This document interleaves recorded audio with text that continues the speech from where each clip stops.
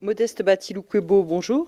Bonjour Sonia. Est-ce que 391 députés pour une nouvelle majorité, ça ne fait pas un peu trop? Non, mais c'est la réalité. Nous avons pris les précautions pour que chaque député, en s'engageant et en adhérant à l'Union sacrée de la nation, qu'il signe une fiche individuelle. Et donc, c'est au dépouillement de ces fiches que nous arrivons à ce nombre de 391. Pourtant, au sein du FCC, des personnalités comme Félix Kabange-Numbi disent que, par exemple, vous avez mis tous les noms de son regroupement, alors que plusieurs des députés, ou la moitié des députés, est encore avec lui.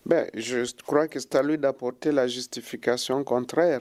Moi, je reçois ceux qui engagent le regroupement et ils me transmettent la liste ainsi que les fiches. C'est vrai que dans certains regroupements comme le sien AAB, il peut y avoir 4-5 personnes qui n'ont pas accepté de venir à l'Union sacrée de la nation. Mais justement, le principe même des fiches individuelles, pourquoi on en est venu à ce système-là? Puisque certains reprochent à ce système d'être source d'un débauchage facile. Non, il y a deux modèles de fiches.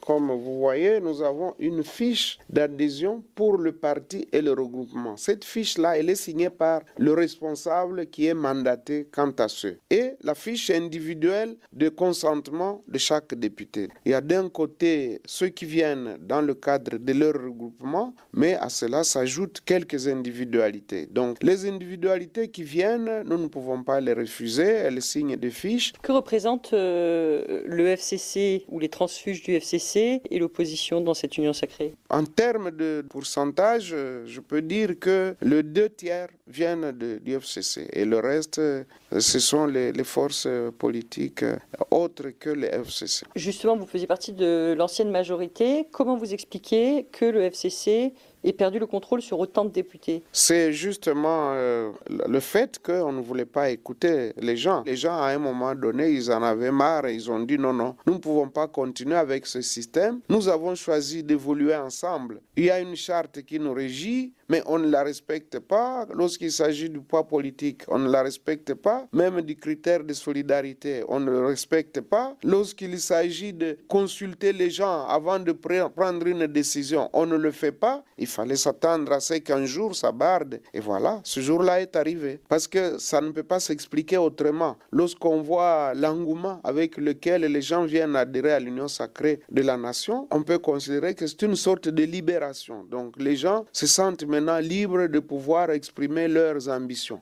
Tout comme nous respectons ceux qui ont choisi de rester au FCC. Et donc c'est aussi leur liberté. Qui est responsable? Est-ce que c'est Némi Moulania, qui était le coordonnateur du FCC, ou est-ce que c'est Joseph Kabila lui-même? Je crois que moi, il ne me revient pas de répondre à cette question. Vous dites qu'il y a une adhésion, ça correspond à une envie, mais du côté du FCC, on dit notamment que c'est aussi le fait de la corruption. Qu'est-ce que vous répondez à ce type d'accusation? Ça, ce sont des prétextes. Qui peut apporter la moindre preuve qu'un député a reçu $1 pour pouvoir voter pour la motion? Pourtant, c'était un vote très, très significatif, un vote de 367 pour la motion sur 377 participants et dans une assemblée de 500, vous comprenez que c'est vraiment un carton rouge. On ne peut pas dire que c'est pour de l'argent que toutes ces grandes personnalités sont en train de s'engager dans l'union sacrée de la nation. Si ce n'est pas dans un intérêt d'argent ou